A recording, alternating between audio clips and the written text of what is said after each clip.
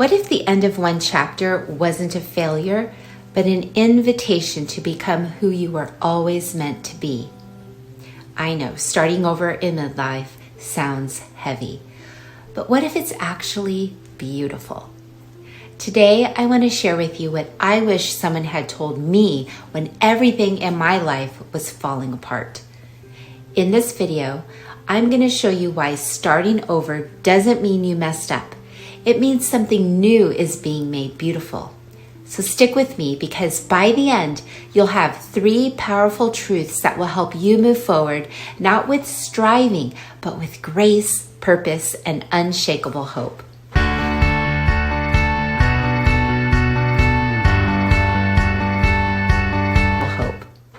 I'm Ange Kostelic. I'm a Christian mental health and life coach for women navigating midlife transitions, divorce, career loss, empty nesting, or rediscovering their identity. I know what it's like to feel like you're standing in the ashes of what used to be. And I also know the God who can breathe life into dust and create something even better. If you're new here, I invite you to subscribe. This is a place of faith, encouragement, and practical strategies for thriving in your second act. Have you ever had a season where everything you thought was secure and then it suddenly changed? Maybe it was your marriage, your career. Maybe it was just waking up one morning and realizing, I don't even recognize my life anymore.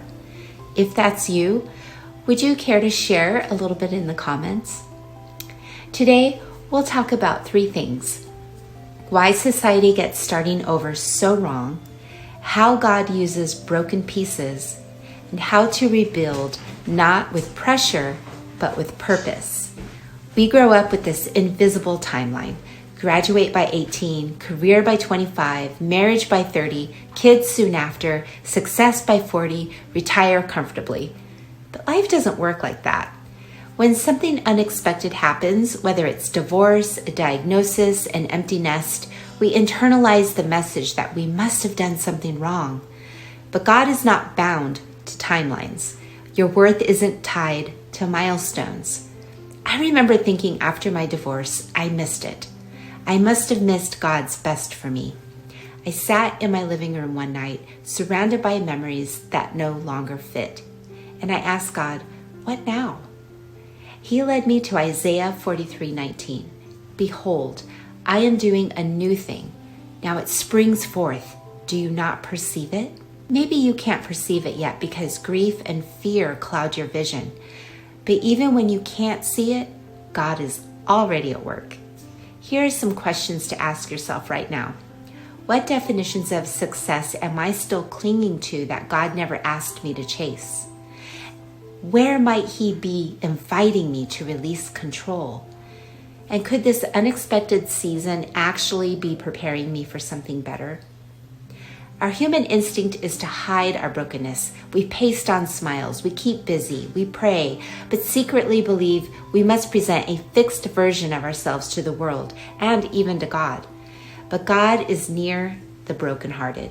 Psalm 147:3 says, He heals the brokenhearted and binds up their wounds. Think about that. He binds up your wounds. He doesn't shame them. He doesn't rush you. He carefully, lovingly tends to them. When my marriage ended and I was trying to be everything for my girls, homeschool teacher, breadwinner, encourager, counselor, I would cry at night alone because I thought I had to keep it all together. I thought, if I just pray harder, if I just do more. But God wasn't asking for my performance. He was asking for my heart. I didn't have to bring Him perfection. I had to bring Him my pieces. Maybe today God isn't asking you to get it together. Maybe He's asking you to give Him the pieces and to trust Him to rebuild. Here are 3 practical ways to heal with God. Journal your grief with God. Write raw prayers. He can handle them. Notice what triggers your sadness, and instead of running, sit with Him in it and allow your community to walk with you. You weren't meant to heal alone. The world says, fix it fast, move on, be productive. But rebuilding after brokenness isn't about productivity. It's about purpose. Your second act is not meant to be rushed. It's meant to be redeemed. You don't have to have all the answers today. Maybe today is simply about giving yourself permission to breathe.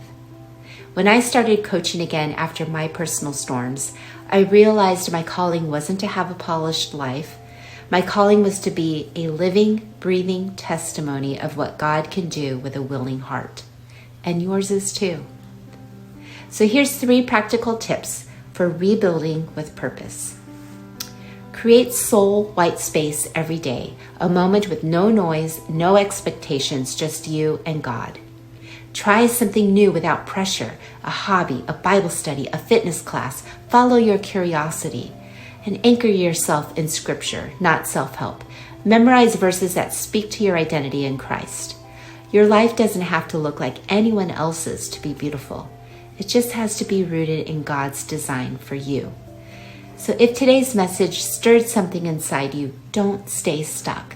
Starting over isn't a punishment. It's a divine invitation to become who you were always meant to be. If you're ready to explore this deeper, I created a midlife reset workshop where we walk through how to reset your thinking, rebuild your faith, and rise stronger than ever. You can watch the replay right now. Just click the link in the description. And remember, you're not too late. You're right on time for a brand new beginning.